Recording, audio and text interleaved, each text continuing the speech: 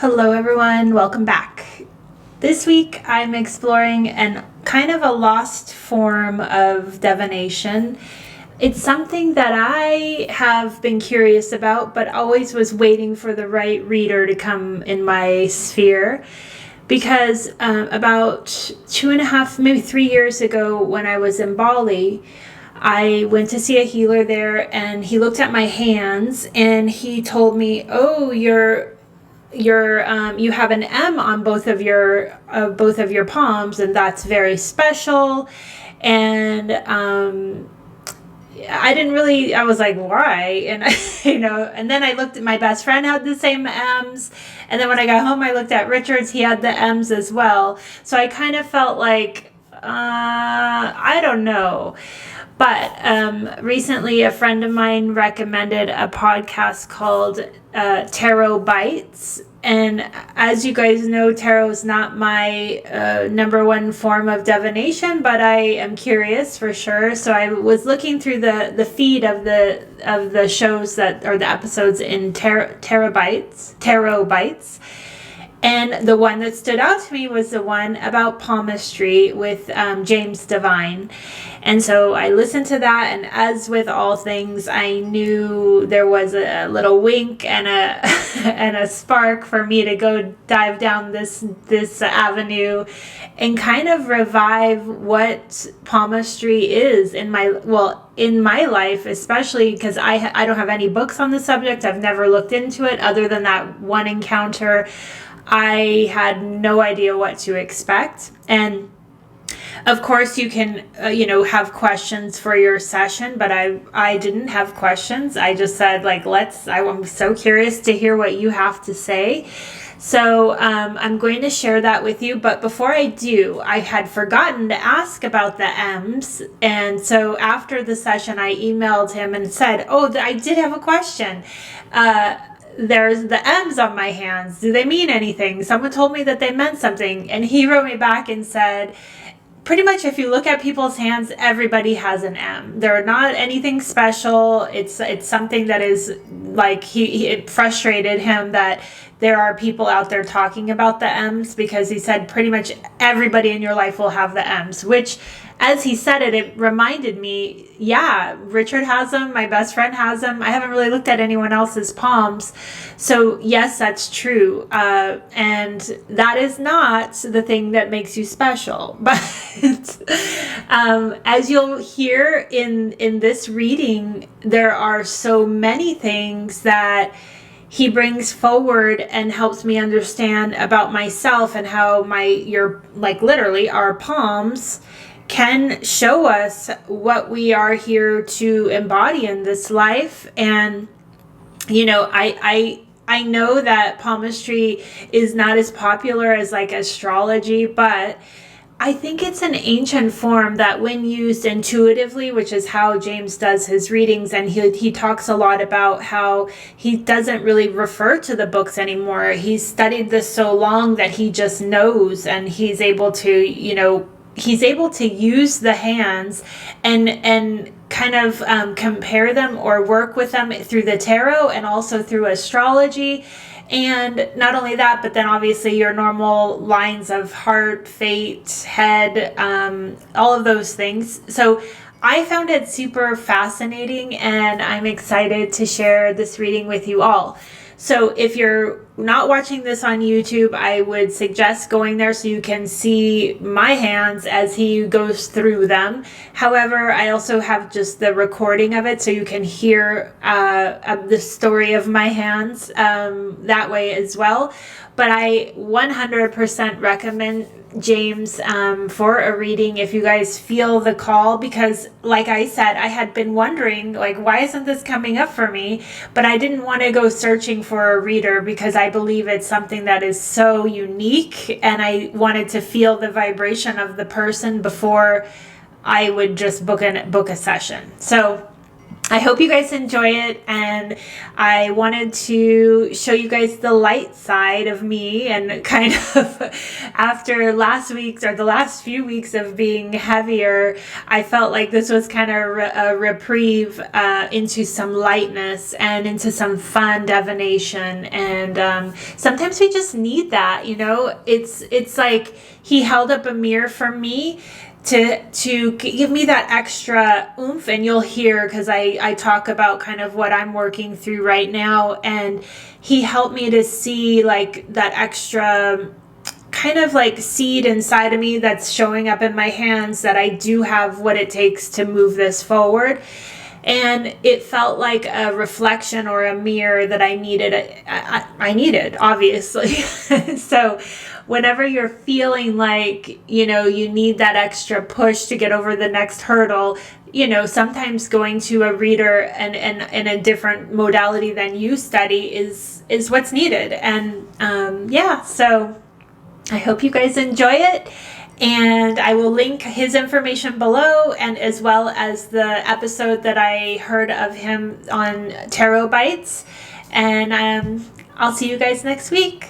I think that one of the interesting things about not feeling like you connect with tarot is, although tarot came of age as a game in the Middle Ages, and this is at a time when like Christianity was at its peak and has remained as a dominant sort of, you know, mentality. So a lot of the imagery in the tarot cards carries the colonialism and the sort of iconography of a oppressive, hierarchical Christian, you know, and Christianity of the Middle Ages, of the Dark Ages, and even of the Renaissance. All of that sort of older ideas was very based on deeply, what we would see today as deeply flawed, hierarchical, patriarchal, colonial type of imagery and mentality. So it's very difficult to separate playing cards. Playing cards have the same thing. They have a king, queen, you know, a jack, right? So you have the same, you know, issue when it comes to tarot, because it has this hierarchical system. And that's so when I think about when someone is, you know, sorry, Resistant. right, to anything in the world that is, you know, we still have those things. We might feel like we're quote unquote woke or beyond some of those things, or we're resisting those tropes. Thus we see these images and it's like it doesn't resonate. No freaking wonder why. Yeah. Right? Yeah. So It feels like, yeah, it's an outdated tool. It is. It doesn't feel like it's intuitive. I mean, and I know that it is, because people can get stories out of each card. But for me, I just look at it and I feel like I don't, it doesn't like bring up emotion in me, I guess. Right. Which is how I would read something. Right. So that alone tells me something about you. And so this isn't a psychic read, this is a psychological read, which is kind of cheating, but I'll just tell you. What this tells me is, so people who use tarot, I find tarot useful to give readings to people because it's helping people with imagery they already know. Right? So it's already sort of archetypal imagery that's already imprinted upon you from your societal, from your socialization. Right? Okay, great. But if it's not resonating for someone, this tells me, oh, here's someone who is trying to pull into the present from the future. Right? So oracle decks, I think I've been working on this theory for a while. Instead of looking into what do I need to reflect on based on archetypes and ideas that I already know, this is someone who is like, no, I that stuff isn't interesting to me. I'm trying to pull knowledge in from the future and pull it into the now. That's where an oracle deck, especially something as freaky as like the beehive, the like, The hexagon. six-sided, the hexagons, Yeah. right? Or something like that can be really, really useful because it can free your mind to think outside of these hierarchies and outside of these other things, and just sort of get you into the psychic of like anything's possible. So that's something that is probably useful to sort of embrace and say, oh, I get my freak. I see how I am so fabulously freaky. Well, I am a walk-in, so that it makes a lot of sense. I don't know what a walk-in. Oh, you don't? Oh, I didn't know either. Basically, there was a point in my life where my original soul stepped out of this body and a different soul came in. It happened about when I was 19, so I'm 46 now. I don't even know how many years ago that would be. However, I didn't come online like fully until about 3 years ago. And that's when this whole world unfolded to me. And it's been a lot because I wasn't a spiritual person really at all. And really it's understanding like, yeah, I came here to change the world. I came here to be something Right. different and to share that from a loving place. And so like I have a podcast too, and it's all about the journey that this has been, which is the unfolding of the unknown. And I have no idea where this is going, but I also know that I came to bridge something new. And when you bring up that tarot is something of the past, sometimes I feel astrology in that too, because I am fascinated by astrology, but it's something that I will have to study the rest of my life, where newer concepts like human design, I got it. Like it's ingrained in me and I understand it completely because it's working with the energetics of the body and how we're here to move. I agree.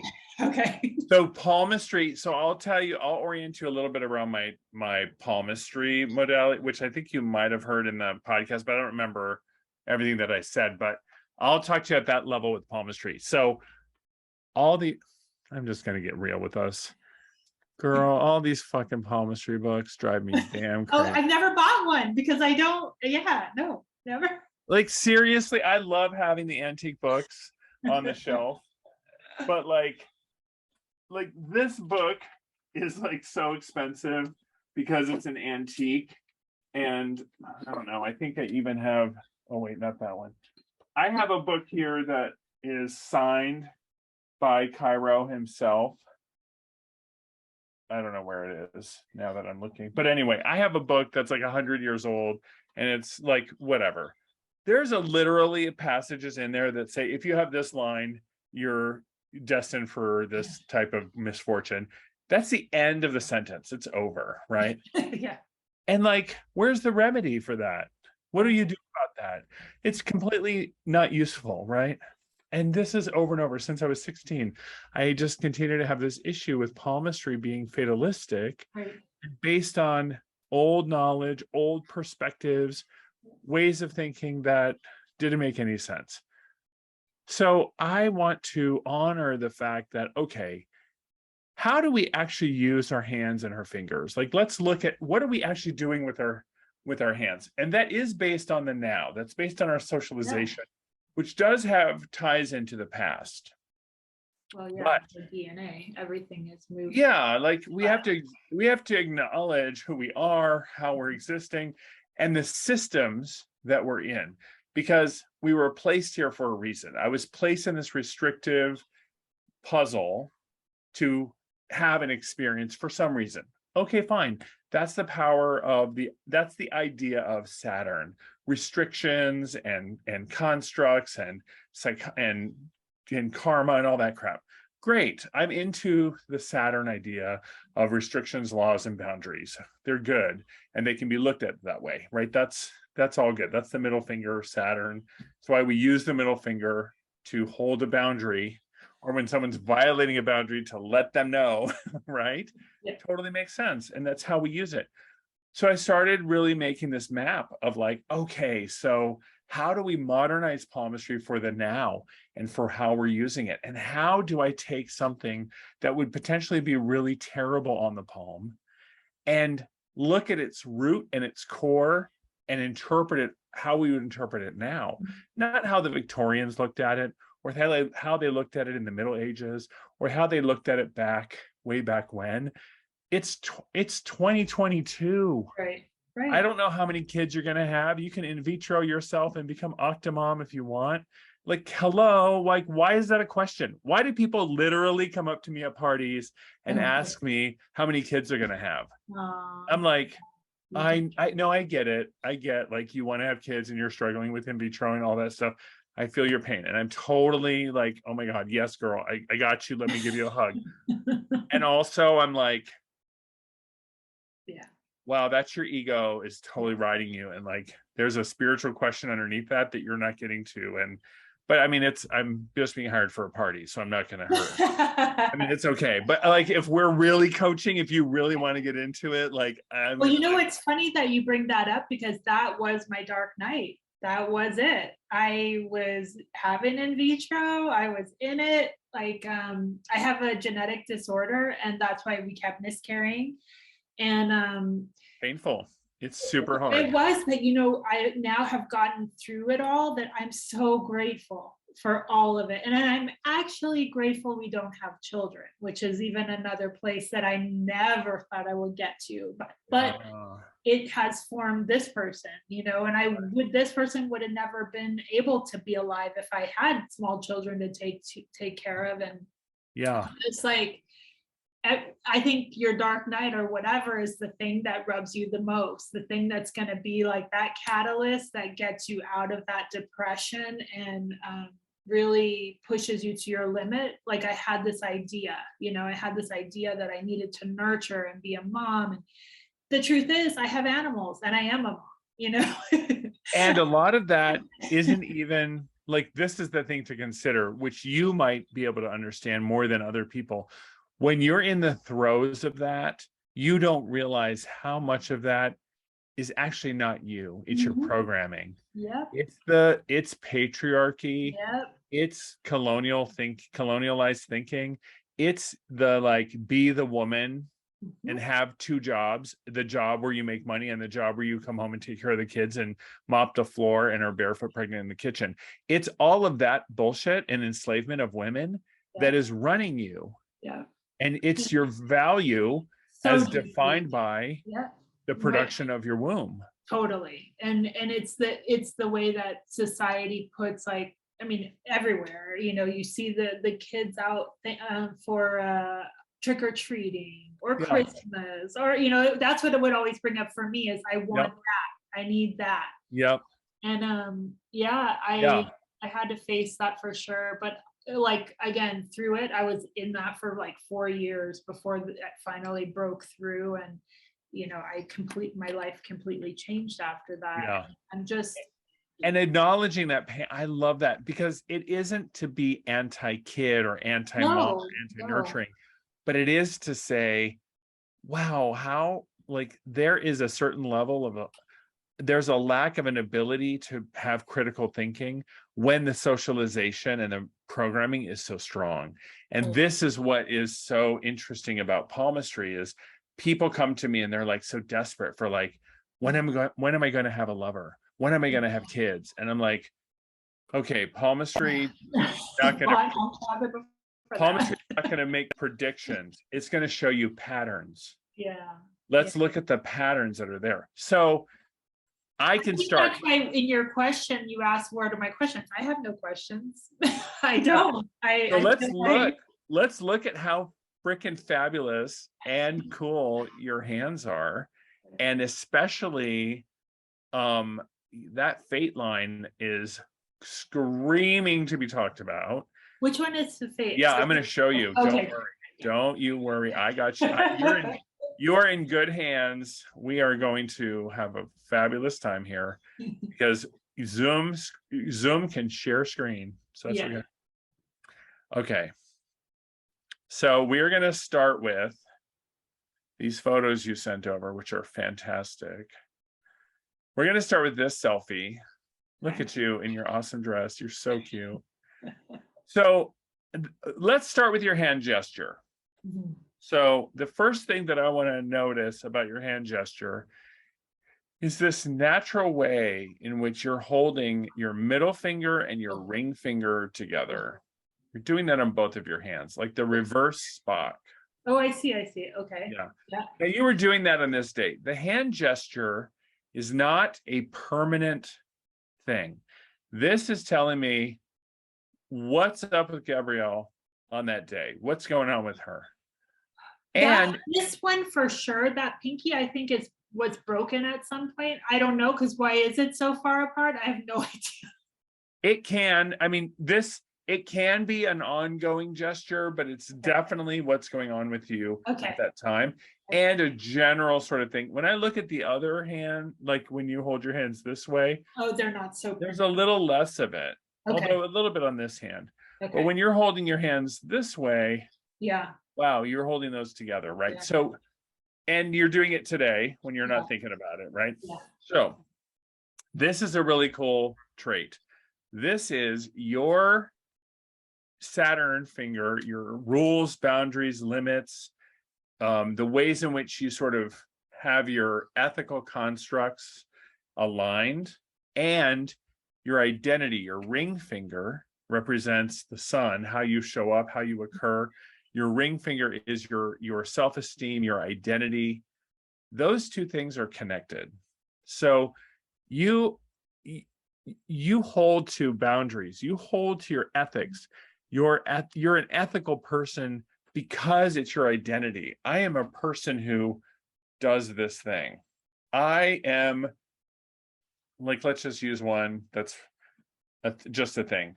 I am vegan, and it's an identity around that. Or I recycle because I'm a recycler. Or I am I eat beef because it's delicious and I am a meat eater, or whatever, right? I'm just making this shit up. But I mean, like, these are things that become like an identity around who you are, as opposed to a person who just happens to do these things sometimes. So that is like, and I mean deeper spiritual things. Like, I am like, this is how you are so aligned. You stay so aligned with the things that are meaningful to you. And it's really beautiful. When we bring these two fingers together with alignment around your destiny, your constructs, your boundaries, around your identity, naturally what happens is the index finger, which is leadership and power at Saturn and expansion into the future, and your communication finger, your pinky, which is Mercury, automatically sort of become independent and free and exploratory. And so you naturally have this alignment in the center, and then this freedom of, I can be powerful, and a powerful force of expansion and exploration in my Jupiter power, and I can be a free agent in the way that I communicate. The challenge is going off the rails, right? So that is just, but it's a, the low energy of this is, I'm totally self-absorbed in my crazy ideas, and I am, an overbearing leader, and I'm over communicating about it.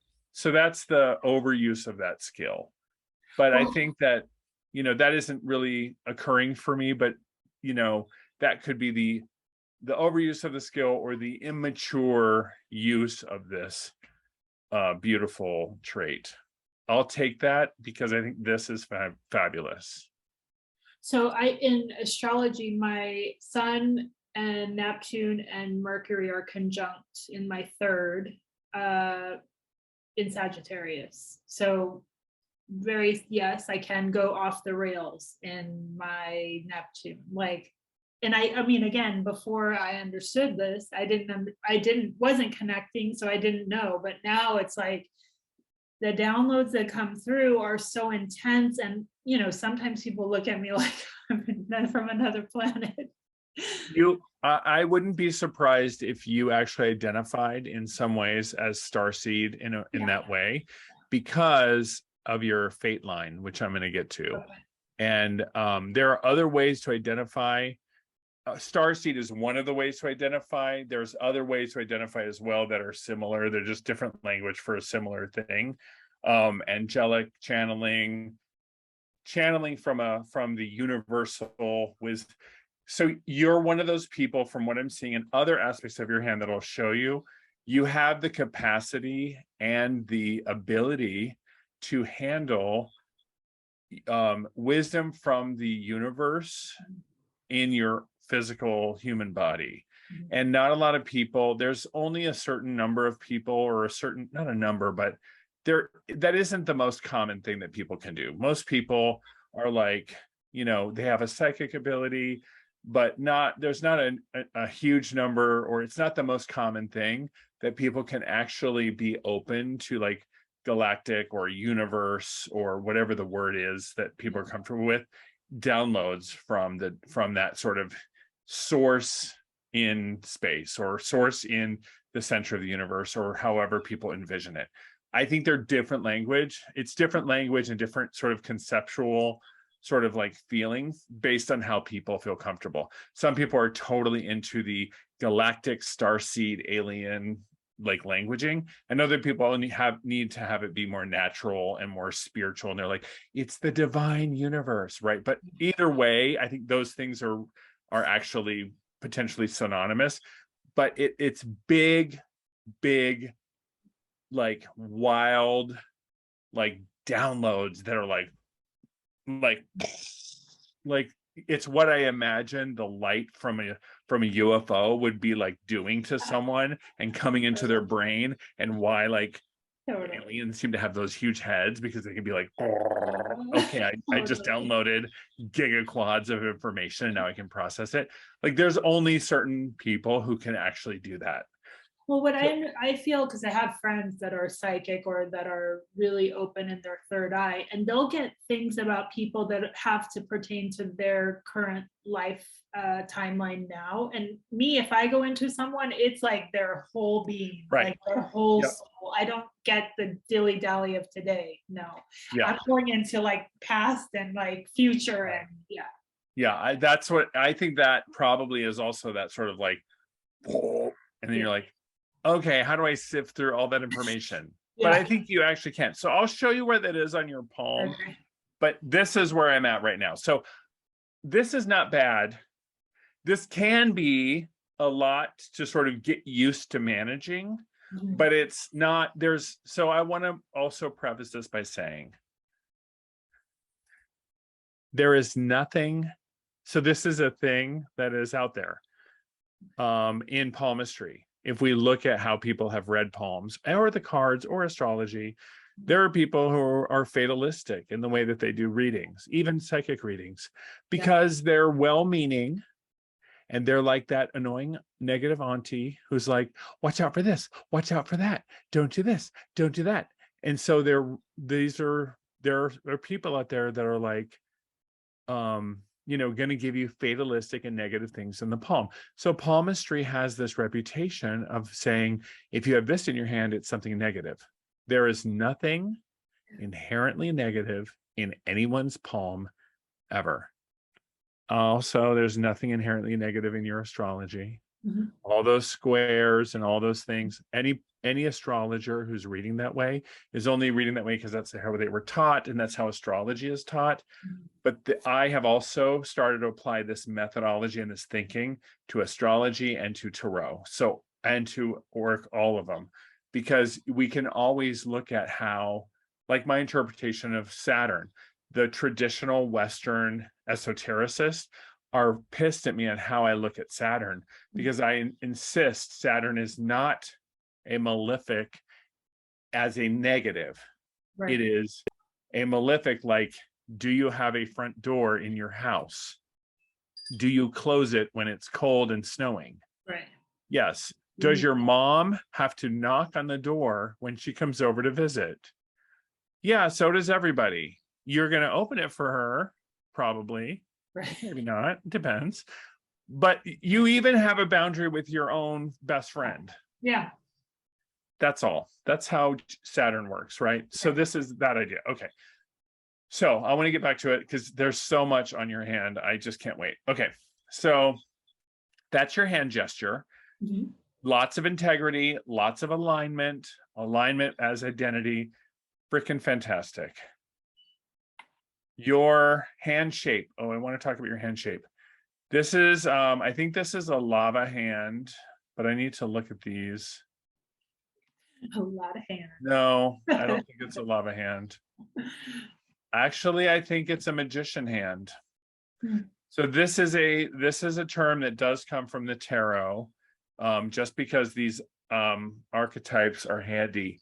So the magician hand is named after the magician card in the tarot, and that is the person who she has one arm up with a wand. She's in this position, like one arm up and one arm down, and the wand that is pointing up to the heavens is pointing up to the center of the universe, channeling unlimited potential possibility. And the other is pointing down to the ground, saying that, and I can manifest from the earth anything that I can imagine. As above, so below. What I imagine I can create, what comes from the sky, I can manifest out of earth. We are children of earth and starry heaven. This idea of human beings living on the liminal space between earth and sky, that we are made of both the sky, the stars, stuff of stars, and the stuff of earth, and we are a really mysterious blend of both, and that is just our nature. And so this is what that magician hand means. And it is the combination of all four elements: earth, air, fire, water. It is rare, the rarest of hand types, to have the magician hand, because it means, girl, you manifest whatever you want. You can manifest in emotion, water. You can manifest in transformation, fire. You can manifest in thought, air. You can manifest in physical form, earth. So this is a super powerful hand. The challenge with the magician hand is I can manifest in anything. And then you have to really manage, like, how am I going to manifest? And sometimes the thing is, I can eat anything in the buffet, and then one can get overwhelmed and not know where to start. And it can be the big elephant, like, where do I start eating that elephant? So I have that. I also have magician hands, so I've been told, and it can be a very challenging sort of like, the world is my oyster. It's like, it's too big. How do I start it? So it can be overwhelming. So that can be something, but it's a fabulous problem to have, because I got to talk to you about your fate lines. So I don't normally skip to the fate line right away. Normally I warm people up, but I'm going right for the fate line. Okay. So on the palm, we have three major lines. Up at the top, we have the heart line, which is your pattern of emotional connection with people and your pattern of how you express your emotions. In the middle, we have the headline, which is your pattern of thinking. And wrapping around the thumb here is the lifeline, which is sort of like the pattern of what you're here to do, like a sort of flavor of like what type of life this is. And then the medial palmar crease, which is the line in the middle, which not everyone has very prominently. You have an extraordinarily prominent middle crease on your palm, is called the fate line. And like, I'll just show you an example. I don't have that. I see it starts lower, right? Yeah, it's not really that big of a I do have one, but Yeah. it's not as prominent as yours. Like, my lifeline is way more Yeah. than my fate line. My fate line is this fine line, like right there, I right? see. And that's how a lot of people's fate line, this side is much more prominent. A lot of people's fate line is a fine line in the middle of their palm. Okay. But you have a fate line that is almost as deep of a crease as your lifeline. In fact, if you fold your hand together like this, you know, and you look at your own hand, probably you would see that they would be very similar in depth, right? Yeah. So this is an extraordinary fate line. On your right hand, you have two different types of fate. Your right hand represents you in the world. What are you doing in the world? What is your calling in the world? So you have an old soul, first of all. So this lifeline that wraps around the wrist, comes down into the wrist, sets down here. This is telling me she's an old soul. Even before you had your spiritual awakening or your walk-in, all that stuff happened. Even that soul probably was an old soul because it knew it was in partnership with the new soul who would come in. They had a pact, a collaboration, understanding, and a partnership in some way. They had to. Otherwise, souls don't allow that to happen. Yeah. There's an old soul thing happening here. This fate line does not touch the lifeline. So this is on the right hand, a separate, a free fate line. And the fate line comes down here and comes over the mount of the moon. That's extraordinarily rare. That very rarely happens. That you have a fate line this strong and does that wacky thing of coming over the moon. So let's talk about what that means. Very strong fate line. You're driven by your fate. You're driven by, and what pulls you is, wow, fate is very prominent. You have free will, so you don't have to follow your fate. Although sometimes you're like, I have to follow my fate. You know that you don't have to. Like you can, you know, get used to just, you know, working your admin job or like doing whatever. But it is such a strong pull. But you still know in some way that you always have a choice. And that there is a leap that you have to make to change your life. Like you did have to lose some sort of security. You did have to take some sort of risk, that you did have to sort of like leave something behind in order to follow your fate. That's part of that lesson. This down here, so the fate is very, very strong. And your fate serves the world. So this is the fate that serves the world. This down here, so the mount of the moon, let's talk about this part of the hand. The part of the hand where you would slam your fist on, you know, the table, this percussive side, this is called the mount of the moon. So the Luna mount is all about your intuition, about things that are strange, the unexplored, the wacky, the unseen, the unconscious, the psychic. So this, the fact that your fate line is so connected with your intuition, your unconscious, your the unexplored, the strange, the wacky. Wow, like there's a lot. That's the walk-in. That to me is because I don't have a choice. Like from 3 years ago, I left my job. I do this full time. Like this is my life. It was like out of nowhere, and Actually, I see that on your left hand because the left hand is the personal. Here's the fate line that comes into your life. This is, I read this as slightly different. Yes, I think that has a connection. This is a walkout. This is actually in your right hand. This is how you serve the world. So this is your fate leading you into paths unexplored. This is your fate serving the world by you being a galactic explorer, a person who is exploring realms undiscovered, unseen. This is you pulling forth information and pulling it back into the present. This is whatever work you're doing that is innovative, exploratory, new, that iterates and creates something new. This is freaking phenomenal. I am so in love with this, and it's so in line with you creating something new, something from nothing, something using all four elements. This is a totally creative innovation, something strange, something new. This is what maybe people don't always understand at first, but then you have all four elements. You've got the earth plane to bring it back in. You've got this super solid headline where you have this ability to keep things really rational and logical. You've got this very solid pragmatic heart line where you can keep things compassionate but not overly emotionally unhinged.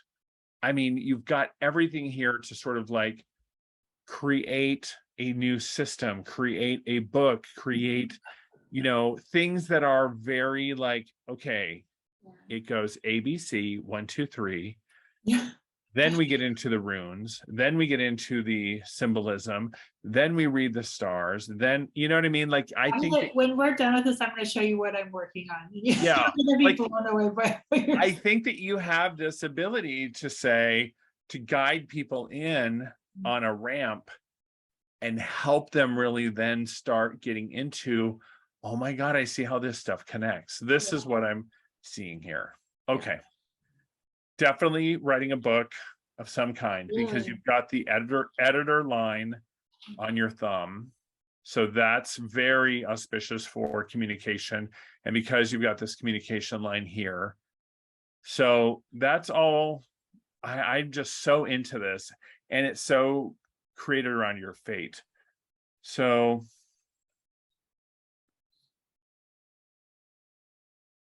what's the difference? The right is what you're doing in the world for others, for the world, what you're creating in there.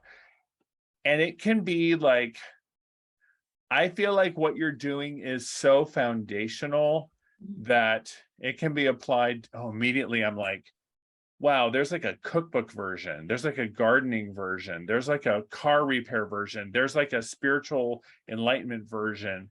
There's a diet version. There's a health version. There's a mental health version. There's a paint. I mean, it's so stupid. Like, I'm just saying the stupid stuff. Like, it's so universal that it's like a relationship version. There's a prosperity and money version. There's a like how to brush my teeth version. Like, I just feel like what you're doing is so cosmically like foundational that it can be literally applied to like how I put my mascara on in the morning or something. I don't know why I'm saying that. That's just that was a psychic. That was just a psychic hit. Like, tell her that. Yeah. Okay. Well, you know what's the thing that's been holding me back is that because I'm at the foundational part of it, I feel like it's not deep enough, but I understand that in this, I would call it the entry level course that I'm making right now, it has to be foundational. But then there's part of me that's like, but there's so much more. And can I restrain myself to just give the basics? And that's like kind of where I'm stuck. Not stuck, like I have the outline, I have started recording the classes, but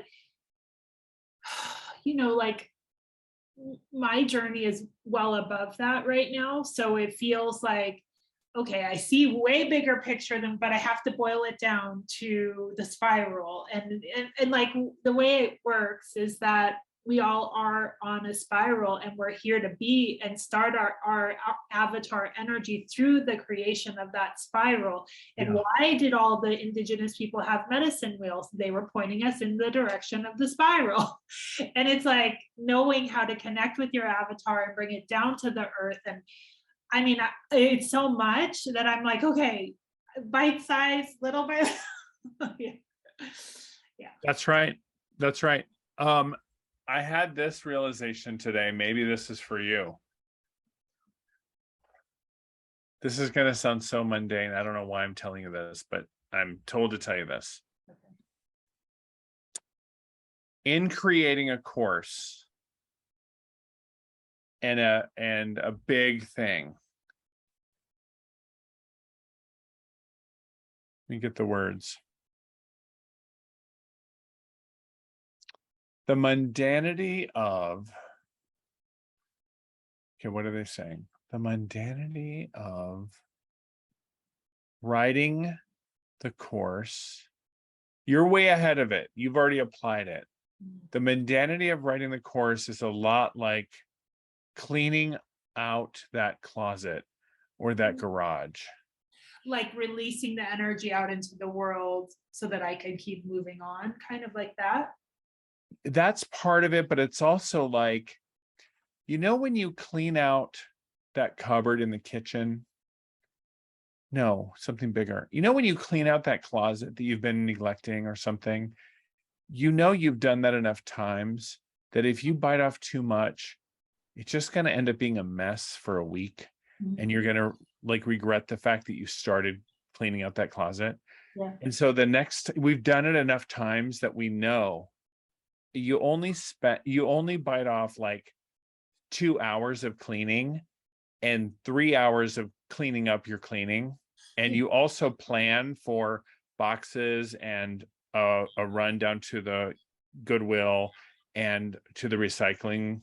You know what I mean? Well, like, now we know better, and we know that like it's just 2 hours of organizing, and then it's 3 hours of like running an errand, going out to the recycling, getting stuff for giveaway, and doing all that, because we've lived in that mess of like, I tried to organize the whole closet and I ended up with a mess for a week, right? Right. This is that idea is, you know, that there is, so you have done time, you've done strategic planning, you've done timing, you've done all this project management, like really good project management in organizing your closet because you've been left with a mess.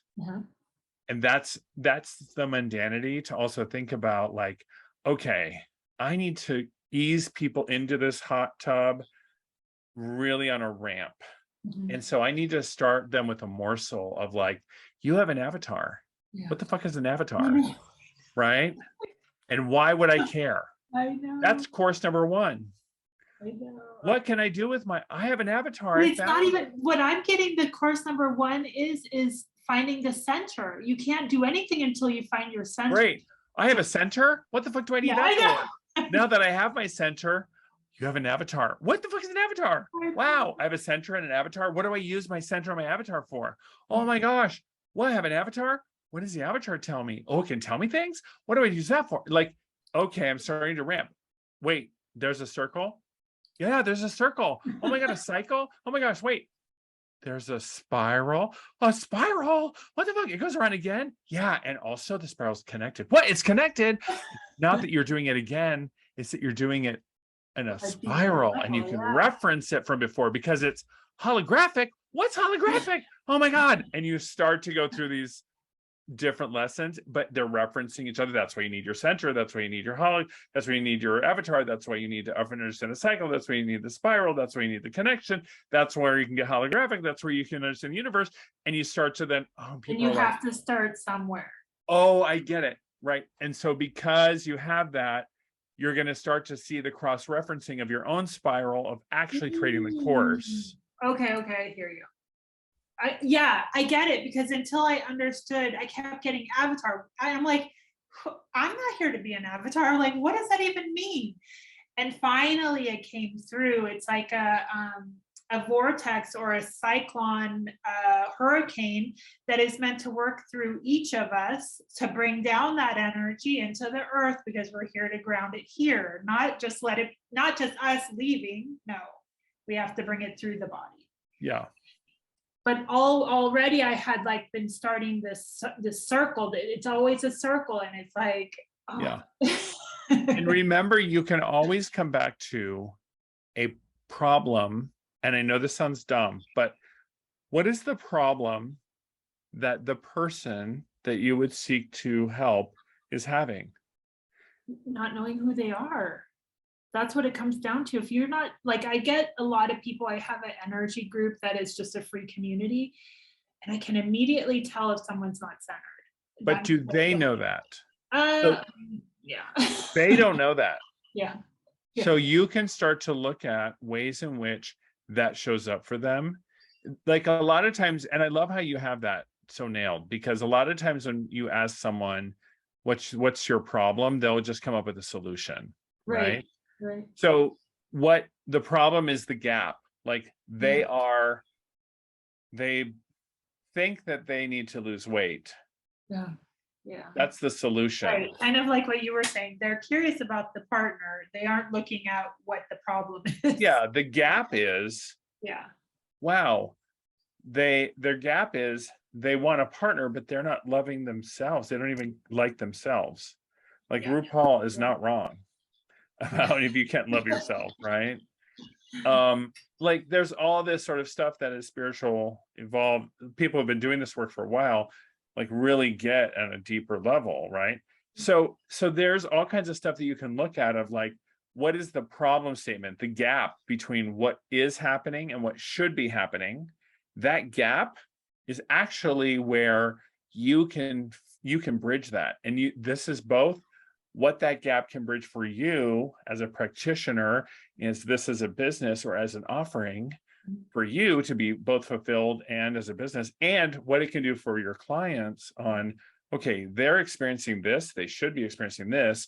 There's a gap in between there. This is what this bridges. This is what this is for. Why do I want to find center? Why do I want to know myself? Why do I want an avatar? Anyway, so these are things that I think can be very helpful, and they're very mundane, but sometimes it brings that structure in a different language that can be helpful. Well, and I like what you said, is that as going through these more fundamental pieces, I also connect it to a piece to where I'm at. And it just kind of like transverses the illusion of time, really. Yeah, Yeah. that's right. Yeah. Totally. Okay. On your left hand, your fate line is different, and it's really cool. I saw it. I didn't notice that until we started looking at it, and I see very similar pragmatic heart line. You are pragmatist. People in a relationship with you, friendship or lover relationship, this pragmatic heart line is about teamwork. Do we team well together? Like emotions come after you can trust somebody, you know that they're legit. Yeah. Headline is way in your personal life. This is where your mind has to wander. You have to be free to go wild. Oh, let me look at the detail, Palm. So this is the headline that goes wild, the headline that has the freedom to not be in a corporate environment, the freedom to explore and to get out there and explore and research and find and go out to the moon. Wow, she went there in her mind. But then the biggest thing here is, this is not a free fate line. Yes, you're doing this work in the world.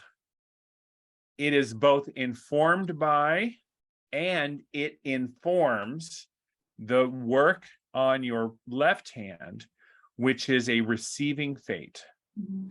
This is a fate, this is an entering fate line. This is a fate that comes into your lifeline. This is the fate line of someone who has that. On your personal life, there is not free will. There is a destiny. There is a purpose. There is something that happened that had to happen. And it was planned before you were here. It happened. This is a pattern, not a timeline, but this is a pattern of things are set up for you in your personal life to be oriented and programmed in a way that you can serve the world. Mm-hmm. You are also, the lesson is around receiving. Mm-hmm. The lesson is around receiving in all ways.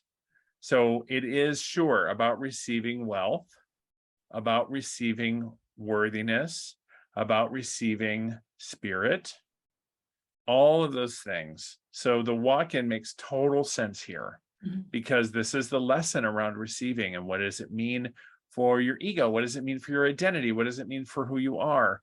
All those things. You have this star right here. You see this pentacle? Mm-hmm. This is a very auspicious sign on your headline and also on the plane of Mars, saying she is protected. Mm-hmm. She has divine protection in the center of your palm. You Yeah. see that right there? Yeah. That's huge as a part of your headline. Your mind will guide you. You're given messages in English psychically in ways you understand, like they are able to be understood and they are protective. Mhm. That star just immediately stood out to me, along with this very strong receiving fate line. This is one of the most prominent fate lines I've seen. I mean, I see hands all the time. I could just show you. I mean, the body parts that I have on my phone are all hands. So everyone is like, can I swipe? Or they're looking at pictures of like food or wherever we went. Yeah. You're like, can I swipe? I'm like, the only thing you're going to see is hands. It's fine. You can swipe. Totally. So I wish that I could, I could show you palm after palm after palm with Right. no very. So what would a more predominant fate line mean? Just that I am here to do something. Yeah, it's a significant feeling of, I have always felt very strongly that I'm here for a purpose. Yeah. And Well, that's you really, didn't know what the purpose was until 3 years ago. yeah, what the purpose is always the conundrum. Mhm. And in this case, it shows up in your personal life.